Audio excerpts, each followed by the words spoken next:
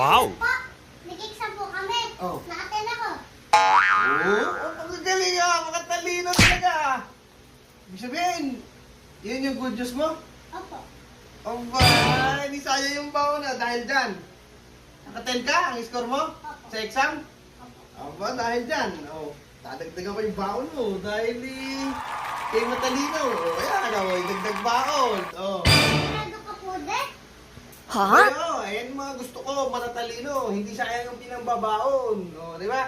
Dahil matalino ka, nakakuha ka ng 10, ano? Ay, galing. Yan ang gusto ko, magaling sa school.